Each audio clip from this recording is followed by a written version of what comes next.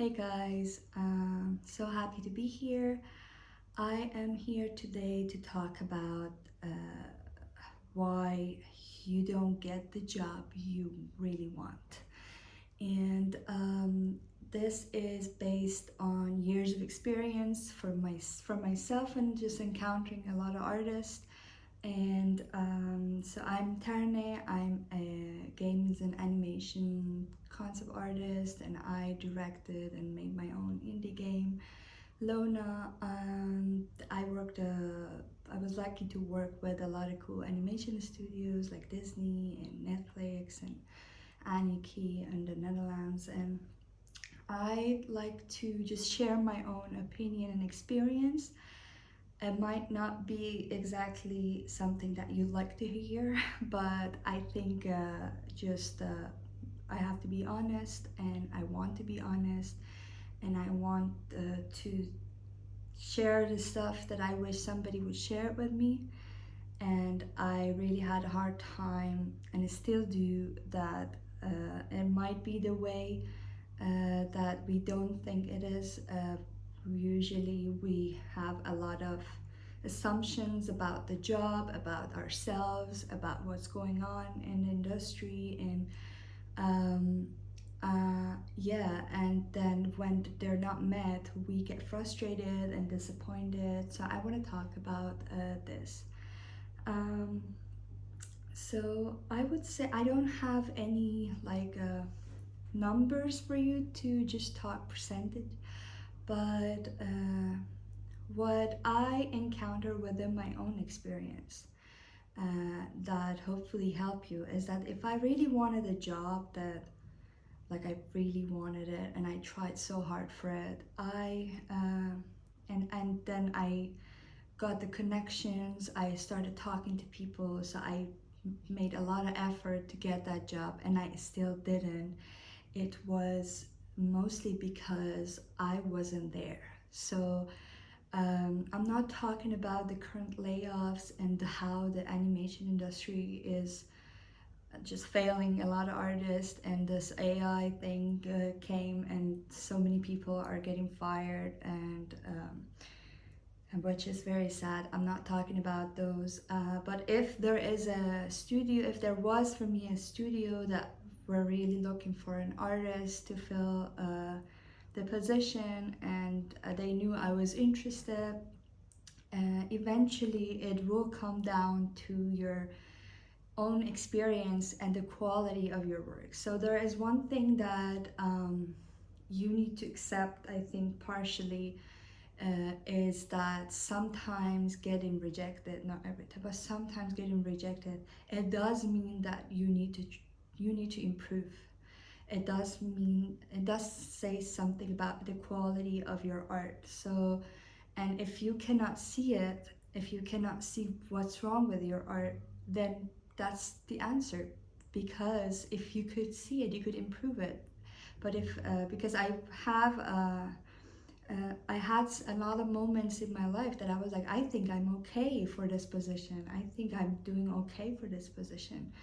And I can't see why they're not even considering me. But and now, after years that passed, and I looked back at the work that I applied, I'm like, oh, okay. Now I see why, but because I have years of experience, I couldn't see back then what was wrong with my work, because I tried so hard and I was practicing a lot, and I thought um, I knew that I wasn't the best, but I thought this will show them my potential, right? But sometimes jobs are not university. They're not.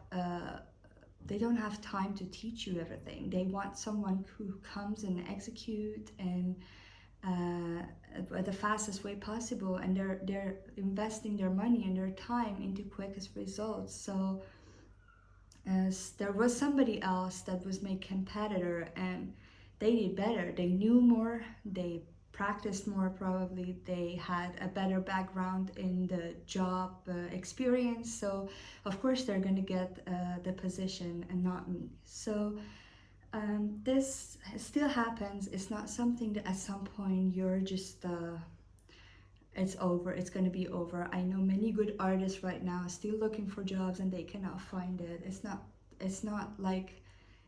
every time you, but if you get any feedback about your work, or if you get something like, hey, we had other options, it's probably because you need to consider improving your portfolio, your quality of art, your mastery of all the areas that they need. So um, I'm gonna go for another example for myself. So I was applying for a lead art for a game studio, right? And when they sent me the test wasn't where I was the strongest, right?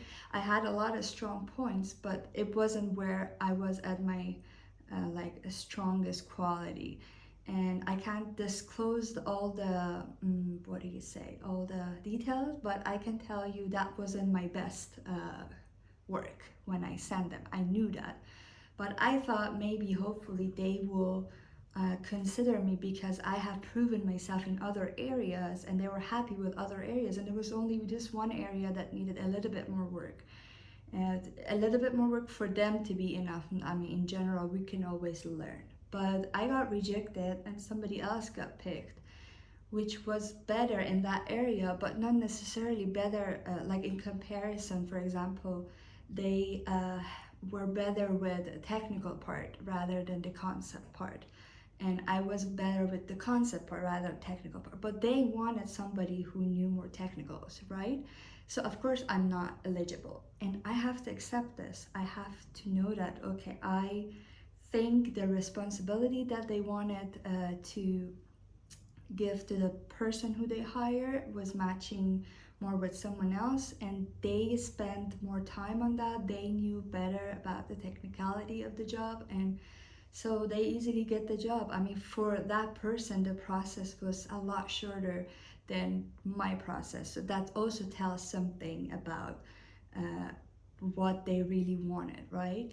And sometimes I think it is hard for us to accept this one fact, like yes, I know it used to be easier to find jobs, it used to be easier to even apply for a job and get it or get an interview, but now the competition is very high. I mean, how many, for example, animation companies, you know, that like how many students are graduating every year and how many animation studios do you know? So you can imagine not every studio is gonna like be have places every year for all those students, so the competition is high. And um, even within the game industry, so for example, when I applied for the company that I used to work, I was applying like 6-7 years ago for about a year, and after a year I was applying every day and doing a lot of tests, and I, because I was geographically not in a location that they could support me, I would lose a lot of opportunities, right?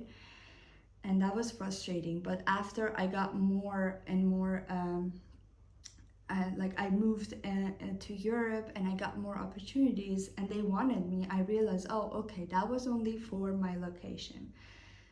And then after a while I was getting rejected again, so I realized, okay, this is not the location anymore, this should be my what they want from the candidate, and how I can, if I can do it or not, or if my experience is enough for them or not, right?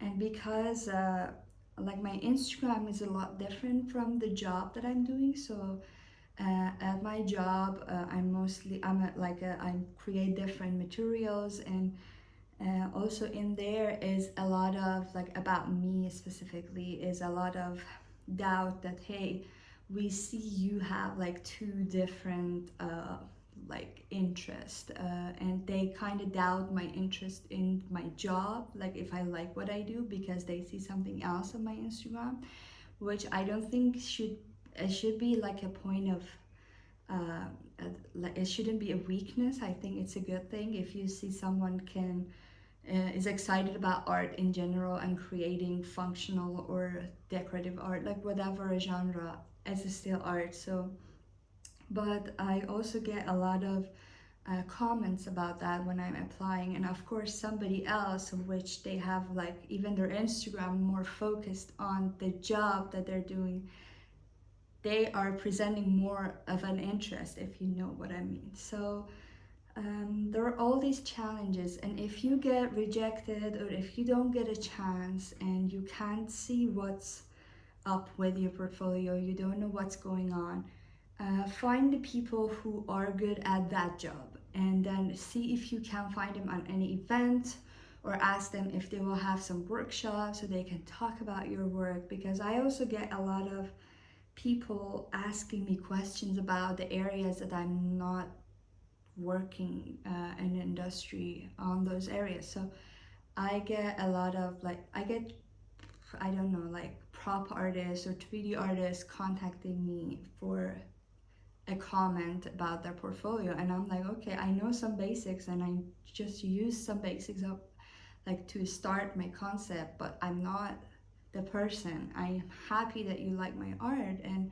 but eventually you, if you want to go get the job and where, like for example, you want to be a concept artist in what the company that you like, just go see what that concept artist in the company is doing, right? And see if you can ask for a feedback, or see if it's just your work or they have other preferences. So a lot of this research can help you to first know that where you're going if you want to improve your portfolio, or just talk to people, connect to people. With these connections are important, right? So as I see a lot of like random portfolio reviews on events, like for example, you go to an event, there is a really cool artist that you really like, is doing something that you really want to do, and you want to ask about like how good your portfolio is or how you can improve it. But if I be brutally honest, if your work is not good, nobody gonna tell you, hey, your work is not good, you need a lot of work. They're just gonna keep you boosted with positive energy, and they're going to tell you, because what's important is that you keep up and then you stay inspired and you work more, because everybody can do it. Everybody with a lot of work, with hard work and dedication, every single person is capable of doing their best. And just reach out to the top and highest mountain. It's not something that only some people have. Everybody could get what they want if they try hard for it. So that's why the motivation is more important than the quality when you're starting, right? And nobody expects someone that is like a student and graduating to be working like an art director. But also I think it's very important to find some people that actually, or even ask, to be more critical, to be more honest, to be more like, hey, imagine you want to hire me, what would you say, right?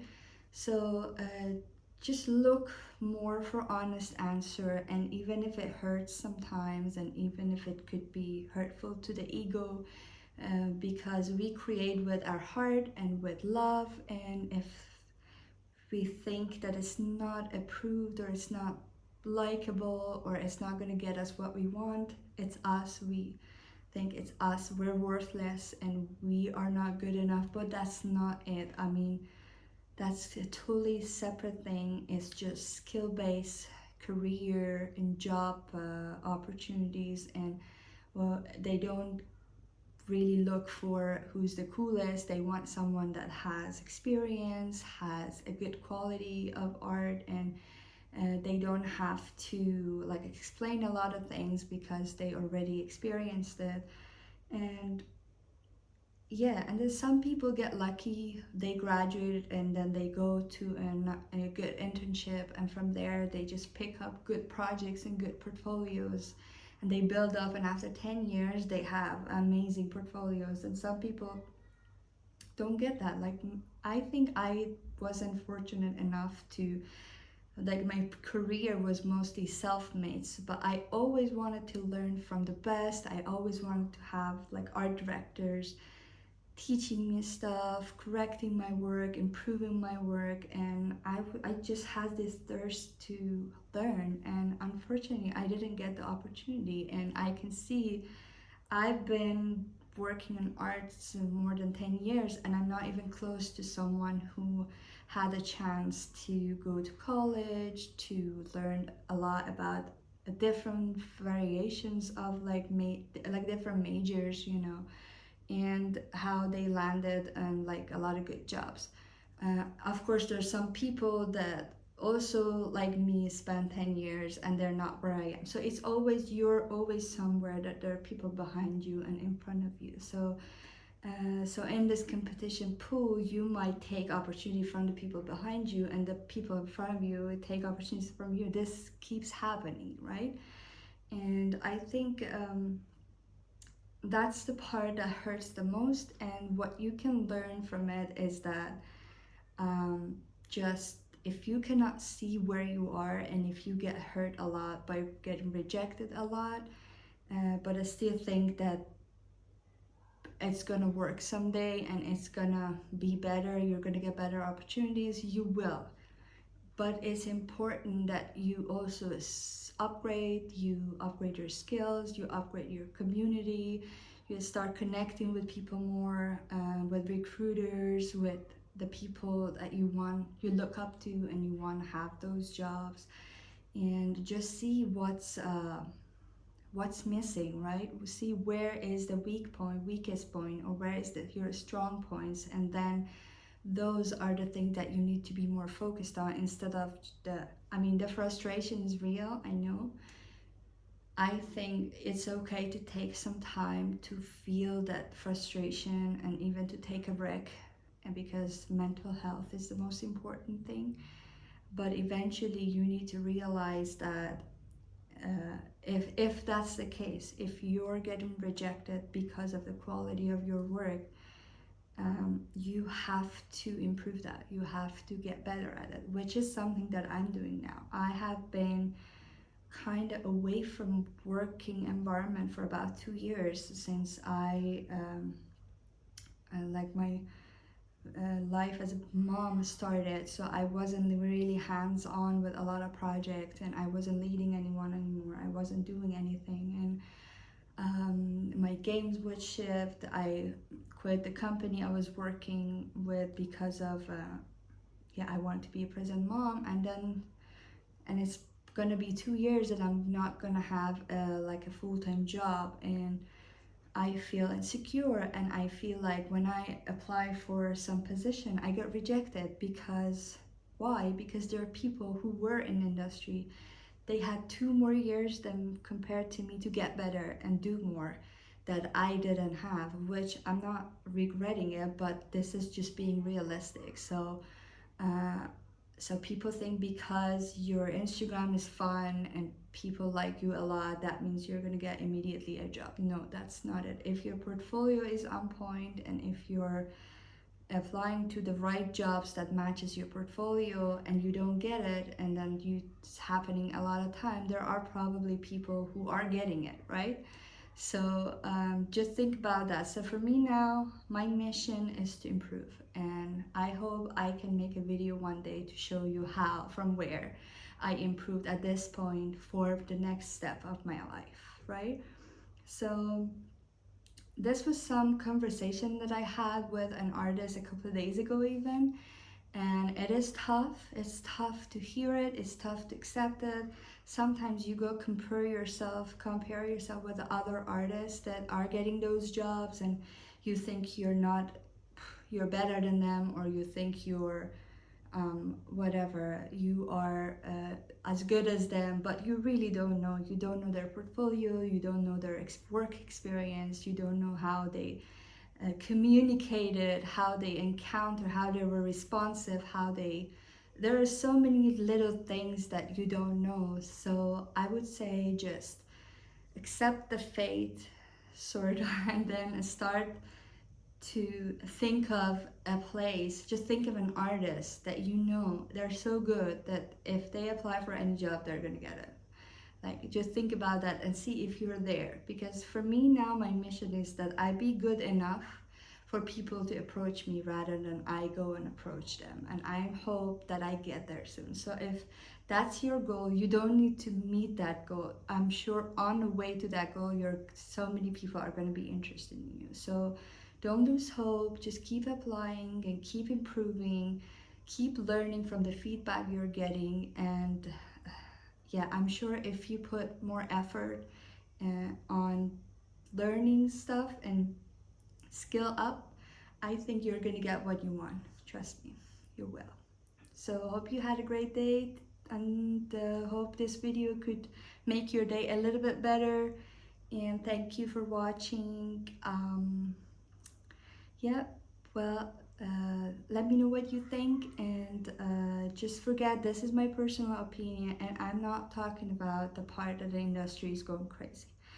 And I hope, even now that industry going crazy, I think the reason that I get rejected a lot, except for the high competition, is because there are better people. So just let that sink in.